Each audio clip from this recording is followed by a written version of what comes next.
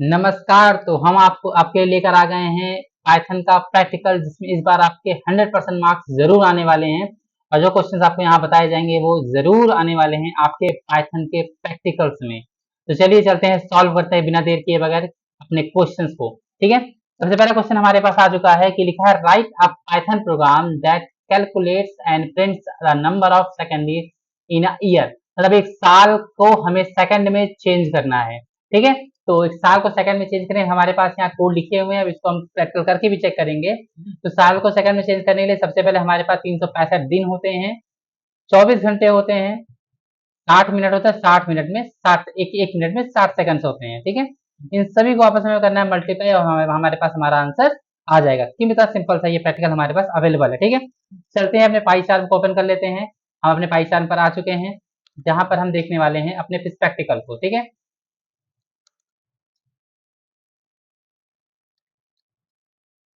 चलिए स्टार्ट करते हैं।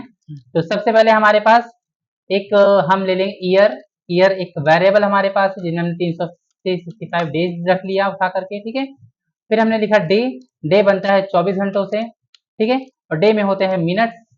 ठीक है, और मिनट्स हमारे बनते हैं 60। 60 मिनट में बनते हैं 1 घंटे हमारे पास। ठीक है, और 60 सेकंड में बनते हैं 1 मिनट। तो हमने सारी वैल्यू को पहले तो वेरिएबल में स्टोर करा लिया और सिंपली हमें कर देना है प्रिंट। प्रिंट में क्या लिखेंगे? प्रिंट को काफी सुंदर दिखाएं, हम ध्यान देंगे। हमारे पास क्वेश्चन है, ठीक है, इस क्वेश्चन को हम ध्यान देंगे। ठीक है, क्या लिखा है? Calculate and print the number of second in year. ठीक है, तो जो यहाँ पर लिखा है number of second in year, यही हमें अपने क्वेश्चन में टाइप कर देना है। ठीक है, अपने यहाँ प्रोग्राम बनाते समय इसे हमें यहीं पर टाइप कर देना है। ठीक है, हम लिखेंगे number of second in year. ठीक है, कॉमा कर करके हमको क्या चाहिए? इन सभी का मल्टीप्लीकेशन चाहिए। ठीक है, तो हमने कहा मुझे चाहिए year multiply by day multiply by minute.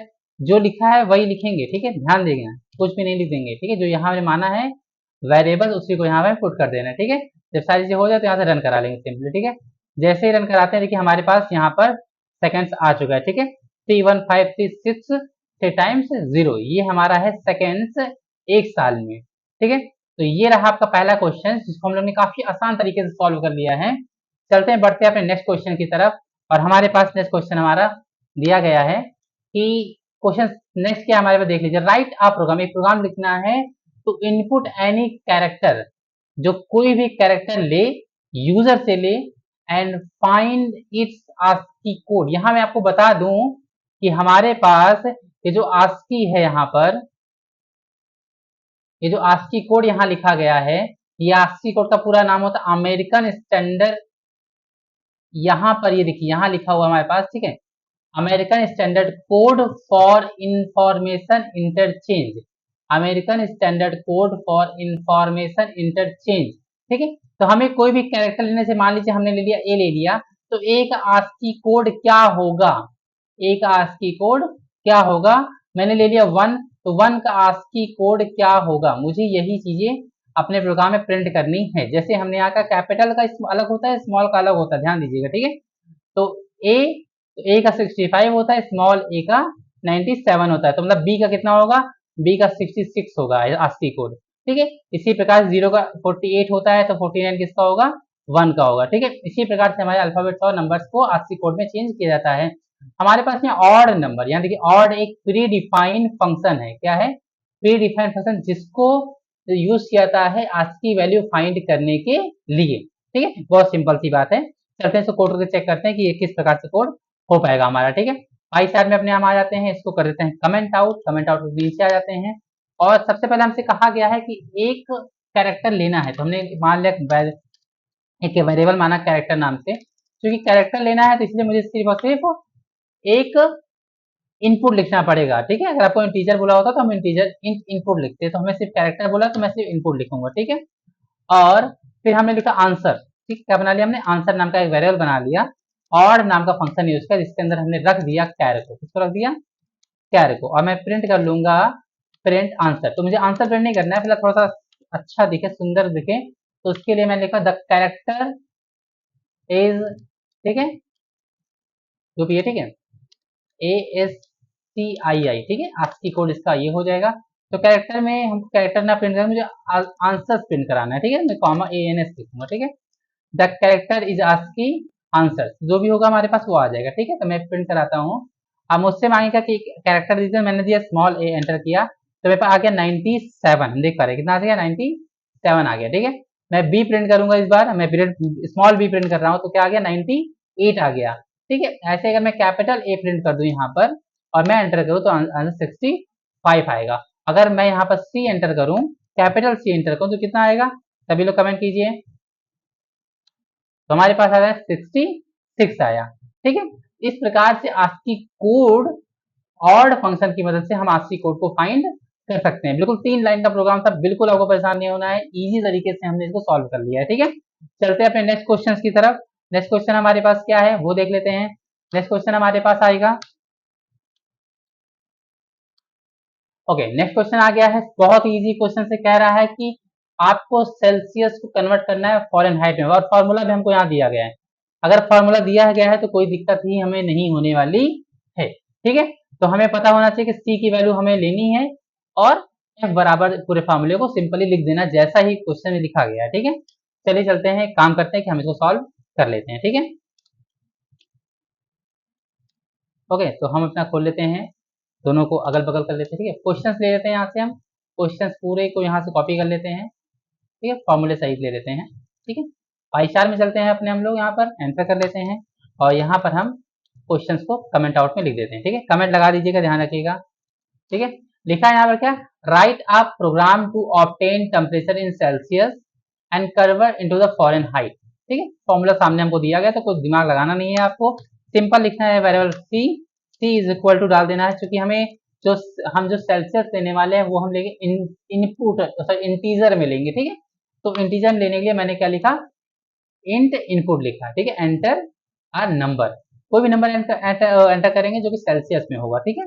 अब मैंने कहा एफ लिख लिया मैंने, और मुझे क्या करना है, उसको चेंज करना है। तो मैंने कहा सी को मल्टीप्लाई कर दीजिए, सी को मल्टीप्लाई कर दीजिए 9/5 से और प्लस कर दीजिए, जो ऊपर लिखा है बिल्कुल डिट्टो आपको साफ साफ क्लियरिटी से बिल्कुल लिख देना है, ठीक है।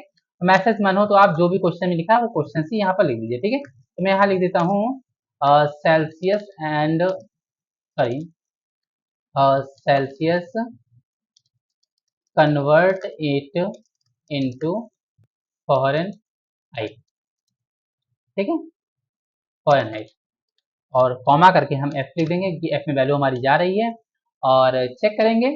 चलिए चेक करते हैं। तो मैंने माना कि हमारा टेम्परेचर जो होगा वो सेल्सियस में जो 7 सेल्सियस, ठीक है, तो कितना आएगा 122, ठीक है। फॉरेनहाइट की वैल्यू कितनी आ गई 122 आ गई, ठीक है।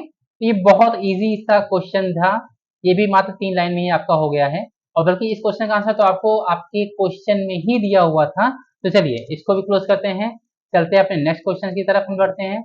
नेक्स्ट क्वेश्चन हमारे पास क्या है वो देख लेते हैं, ठीक है।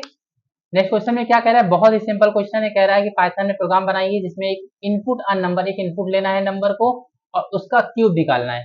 ये तो इससे इससे इजी तो कुछ हो ही नहीं सकता हमारे प्रोग्राम के लिए, ठीक है। तो चलिए, बहुत इजी क्वेश्चन बोला है, उसने कहा है कि एक इनपुट लेना है, तो मैंने कहा नंबर, मैंने नम नाम का एक वेरिएबल बना लिया जिसमें मैंने असाइन कर दिया एक इंटीजर वैल्यू, इंट इनपुट लिख दिया। मैंने कहा enter any number, enter any number मैंने लिख दिया। इजी है, आपको लिखना है तो लिख दीजिए, थोड़ा अच्छा लगता है देखने में, ठीक है।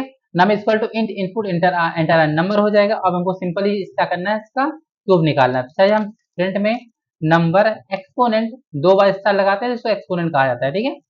और मैंने कहा क्यूब, क्यूब मतलब पावर 3, ठीक है। सिंपल प्रिंट कर दीजिए। तो मैंने कहा चलिए ठीक है, तो मैंने कहा मुझे चाहिए 3 का क्यूब, ठीक, एंटर किया तो 27 आ गया, ठीक है। 27 कैसे आया, ठीक है। 27 कैसे आया, तो 3 × 3 × 3, ठीक है। 3 × 3 = 9, 9 × 3 = 27, ठीक है। तो ये क्यूब है, किसी भी नंबर का क्यूब हम आसानी से यहाँ पर निकाल सकते हैं। बात समझ आ गई, ठीक है। 100 का निकालना है, 1000 आ गया, ठीक है। 2 ही लाइन का प्रोग्राम था। आप इसको अगर चेंज करना चाहते हैं तो इस तरीके से भी कर सकते हैं कि मान लीजिए मैंने कहा रिजल्ट नाम का एक वेरिएबल बनाया जिसके अंदर मैंने रख दिया नंबर एक्सपोनेंट 3, ठीक है।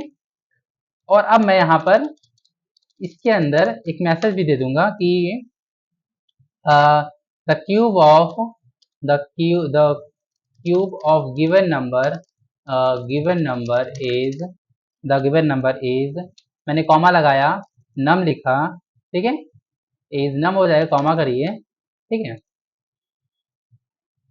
या हमें कहा कि मैं एक काम करता हूँ, मैं इसको यहाँ लेता हूँ, ठीक है, इसके अंदर लिखता हूँ, यहाँ पर इसको बंद करता हूँ, कॉमा लगाता हूँ, नम लिखता हूँ, कॉमा लगाता हूँ, इसको करते हैं स्ट्रिंग के अंदर और फिर यहाँ कॉमा करके करते हैं रिजल्ट, ठीक है। लिखने का तरीका है, इसमें आपको परेशान नहीं होना है, सिर्फ लिखने का तरीका है, थोड़ा सा अच्छा दिखे आपका रिजल्ट, सिंपल साधारण सा ना दिखे। तो मैंने कहा मुझे 4 का चाहिए, दिखे एंटर कीजिए, कितना अच्छे से लिखकर आ गया, the cube of even number is 4 is 64, कितना ईजी है, ठीक है।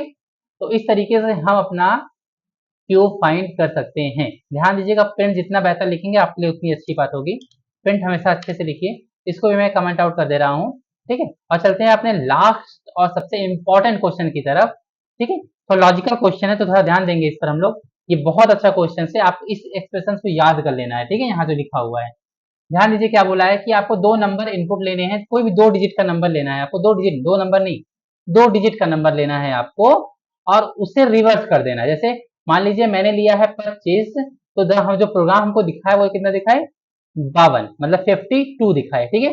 25 को उल्टा कर दीजिए तो 52 बनेगा, ठीक है। तो कह रहा है रिवर्स कर दीजिए, हम कोई भी नंबर लें तो उससे क्या कर दीजिए, उसे रिवर्स कर दीजिए, ठीक है। कितना इजी चीज है वो मैं देखूंगा, ठीक है, वो हम देखने की कोशिश करेंगे कि कितना इजी है, ठीक है। तो इसके लिए सिंपल सा फॉर्मूला हमारे पास है, हमको दिया हुआ है, हम देख पा रहे हैं, ठीक है। फॉर्मूला हमको सामने ही दिया हुआ है कि x जो है हमारे पास, ठीक है, x का पहले मॉडुलस निकालेंगे हम लोग, x का मॉडुलस निकालेंगे इसे 10 के साथ में, फिर मल्टीप्लाई करेंगे 10 के साथ में, ठीक है। x का मॉडुलस निकालेंगे फिर मल्टीप्लाई भी करेंगे उसको हम लोग 10 के साथ में, ठीक है। तो अपने प्रोग्राम पर आ जाते हैं हम लोग, ठीक है, अपने प्रोग्राम पर आ जाते हैं। प्रोग्राम में लिखते हैं x, ध्यान दीजिए क्वेश्चन पूछा हुआ है हमसे, ठीक है। तो मैंने एक वेरिएबल मान लिया, कुछ भी मान लीजिए, मैंने x ही मान लिया जिसके प्रोग्राम में लिखा है हमारे पास, ठीक है। आपको ये नोट्स आपको ये नोट्स प्रोवाइड करा दी जाएंगी, ठीक है, आप उसके लिए परेशान बिल्कुल मत होइए, ठीक है। तो मैंने कहा एक इनपुट ले लेते हैं सिंपल सा, लेकिन हमको मैसेज थोड़ा चेंज करना पड़ेगा क्योंकि हमसे मांगा गया है टू एंटर 2 डिजिट नंबर, ध्यान दीजिएगा 2 डिजिट एनी नंबर, कोई भी नंबर दबाइए 2 डिजिट का होना चाहिए, ठीक है। और फिर मैंने y इज इक्वल टू क्या कर दिया, x का मॉडुलस निकाला, ठीक है। कैसे सॉल्व होगा भी सबको सॉल्व भी करा देंगे इसको, ठीक है। अगर थोड़ा सा आप लोगों ने मॉडुलस के बारे में पता है आपको तो इजी तरीके से आपको मिल जाएगा, ठीक है। फिलहाल मैं सॉल्व करा दूंगा इसे। तो मैंने कहा रिवर्स नंबर, ठीक है, रिवर्स नंबर कॉमा y की वैल्यू, ठीक है। तो मैंने यहाँ से इसको रन किया और जब हम यहाँ पे देखिए रन किया तो हमसे पूरा 2 नंबर दीजिए, मैंने कहा मैं दूंगा 54, एंटर करेंगे तो आंसर क्या आएगा 45, ठीक है। ये रिवर्स हो जा रहा है, फिर से हम चेक करेंगे इसको, तो हमने इस बार हमने दिया इसको कि 85, एंटर करेंगे तो 58, कितना इजी तरीके से हो जा रहा है ना। तो चलिए समझते हैं कि इस प्रकार से ये लॉजिक जो हमने यहाँ बिल्ड किया ये काम कैसे करता है, ठीक है। इस लॉजिक को समझते हैं। तो हमारे पास हम देख पा रहे हैं, ठीक है, यहाँ पर हमारे पास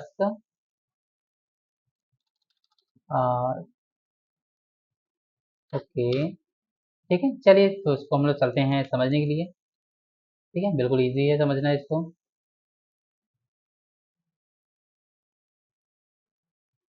ठीक है। ओके, तो अगर हम समझने की कोशिश करें इसको तो हम हैज कमेंट आउट करेंगे। तो मान लीजिए हमारे पास कितना है 25 है, अगर मैं 25 लेता हूँ और 25 का मॉडुलस जो है वो 10 से निकालते हैं, मल्टीप्लाई करते हैं 10 से, प्लस करते हैं 25 और फ्लोर डिवीजन करते हैं इसका, फ्लोर डिवीजन मतलब नीचे की वैल्यू होती है, ठीक है, पॉइंट में कुछ नहीं आने वाला है, ठीक है। तो पहला स्टेप जो सॉल्व होगा उसमें पहले मॉडुलस सॉल्व होगा, मॉडुलस का नियम है, ठीक है, मॉडुलस का कुछ नियम होता है, वो कहता है, ठीक है, मॉडुलस कहता है हमको कि 10 से डिवाइड कीजिए, जो भी रिमाइंडर बचेगा वही उसका मॉडुलस होगा। तो 10 का पहाड़ा पढ़िए, 2 बार में जाएगा, केवल 5 बचा, 5 हमारा क्या आंसर हो गया। तो अब जो बचा वो 5 बचा, मल्टीप्लाई बाई 10 बचा, 254, 25, फ्लोर डिवीजन 10, ठीक है। एक स्टेप सॉल्व हो गया हमारे पास। अब हम दूसरा सॉल्व करेंगे तो हम देख पाएंगे कि हमारे पास, ध्यान दीजिए यहाँ पर लिखा है 5 मल्टीप्लाई 10, ठीक है, कितना हो जाएगा 50 हो जाएगा, कितना हो जाएगा 50 हो जाएगा, प्लस प्लस हो जाएगा। फ्लोर डिवीजन क्या कहता है कि डिवाइड करो, कहता है डिवाइड कीजिए, ठीक है। तो डिवाइड जब करेंगे हम 25 को 10 से तो कितना आंसर हमारे बचेगा 2.5, कितना आंसर आएगा 2.5। तो जो कि हमारे पास लगा है फ्लोर डिवीजन, इसका मतलब कि वो 5 को काउंट 0.5 को काउंट नहीं करेगा, तो हमें आंसर कितना देगा, केवल 2 देगा, कितना देगा 2, ठीक है। अभी कितने हो गए टोटल, ये पूरा मिलके हो गए प्लस होने पर 52, ठीक है। और हमने प्रिंट किसको कर दिया है 50, वाई को, वाई में क्या जा चुका है 52 जा चुका है, ठीक है। तो इस इस मेथड की वजह से हमारा नंबर क्या हो रहा है, वो रिवर्स हो पा रहा है। ठीक है, तो ये रहा हमारा प्रोग्राम नेक्स्ट। ठीक है, ये रहा हमारा प्रोग्राम नेक्स्ट। तो आप देख पा रहे हैं कि हमने ये चारों प्रोग्राम, पांचों प्रोग्राम 1 2 3 4 एंड 5 हम लोगों ने पाइथन के मोस्ट इंपॉर्टेंट 5 प्रोग्राम को सॉल्व कर लिया है। नेक्स्ट 5 प्रोग्राम के लिए हम आपसे कल मिलते हैं इसी समय पर। तब तक के लिए थैंक यू।